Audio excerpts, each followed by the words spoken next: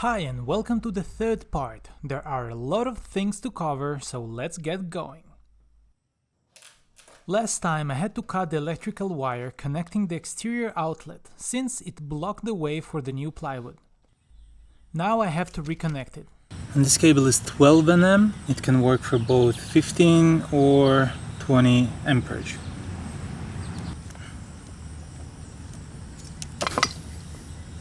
Okay.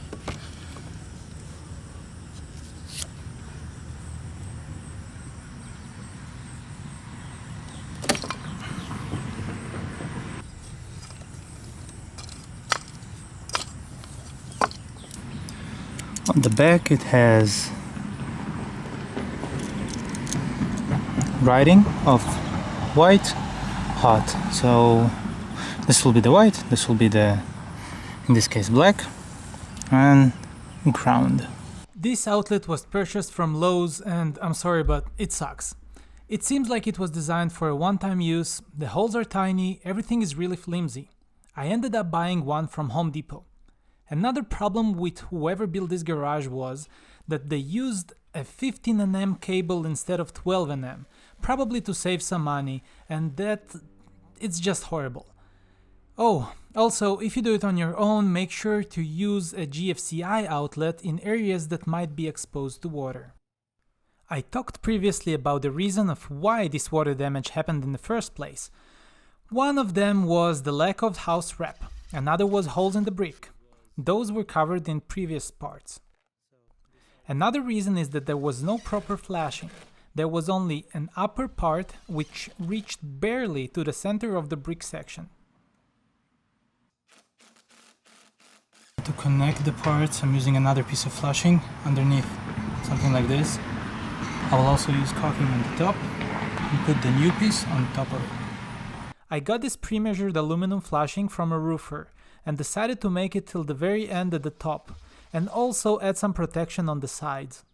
I drilled pilot holes, caulked them with roofing sealant and anchored everything with Tapcon screws. One more thing.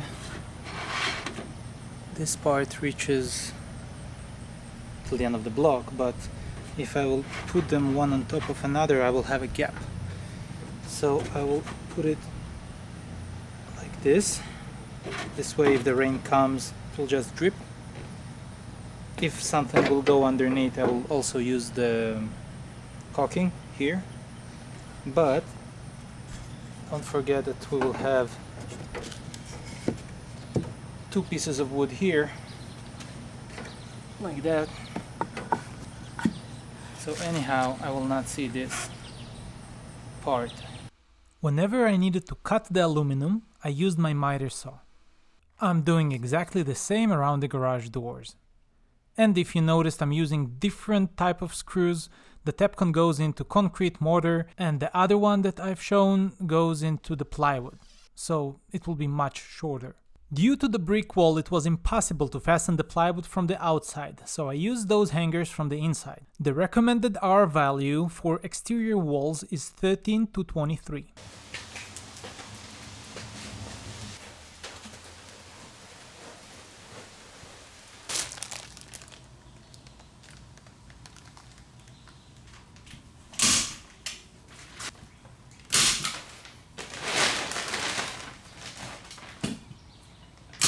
This one I can push in and out.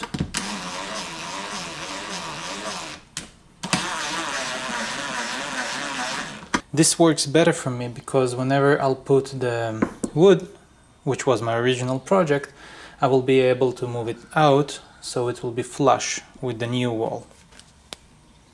Now, how to do it? So the first thing I'm doing is making sure that I turn off the electricity. If there is no light coming here, then it's fine.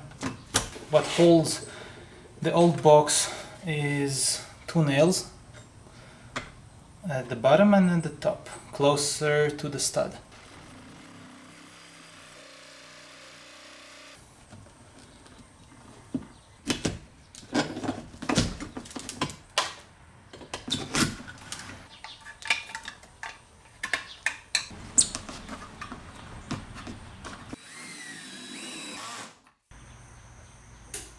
I decided to change the outlet because the one that I used, though it looks fancy, it has those holes where I was supposed to run the wires into, but the problem is I was not able to get them out. Yes, I understand that there is a little button that you're supposed to press here. It's very uncomfortable. There is a different version of an outlet, looks the same, but at the back of it, it has a place for the wires where you just push them in and then tighten the screw. This is much more effective, much easier, at least for me, and it's reusable, not like the other one. So if you're there looking for an outlet, look for something like this, way easier to work with.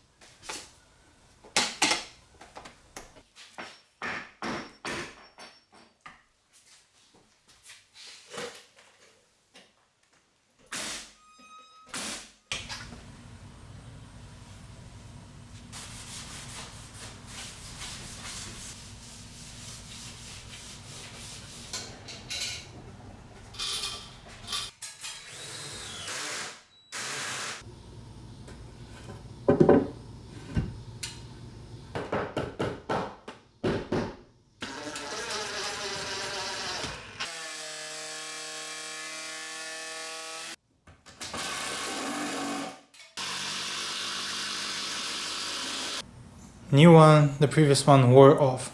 You don't see it in the videos, but there is a constant back and forth from and to the shop, since something broke, is missing, or simply doesn't work.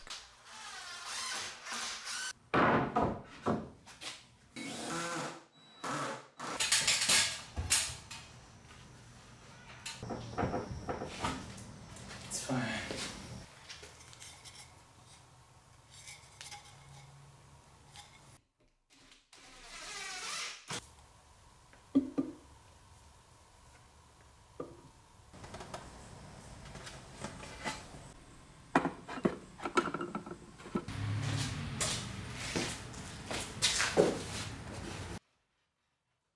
I really like the current wall. It's very versatile and easy to get things dynamically wherever I want.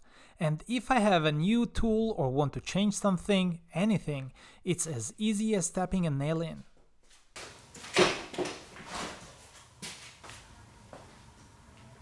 Now I want to do a big shelf over there. Let me show you how I'm doing it. Yep, right in the middle. Right in the middle. Perfect.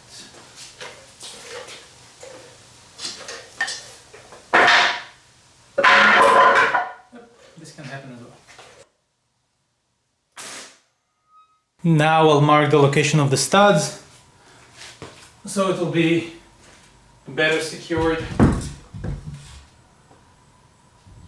So 1 and 2, this is more than enough.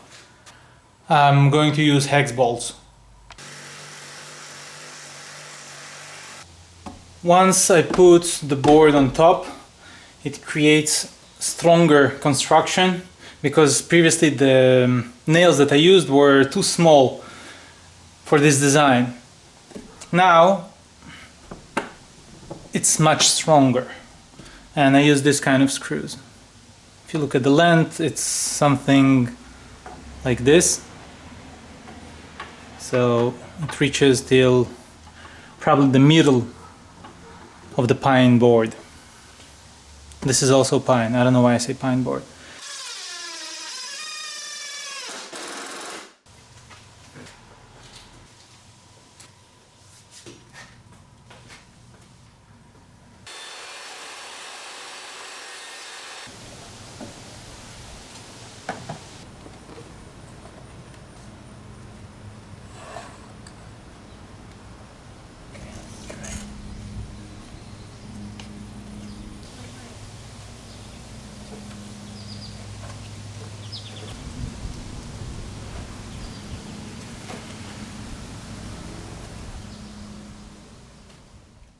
I pushed a small stripe of wood behind the last bevel siding cedar board.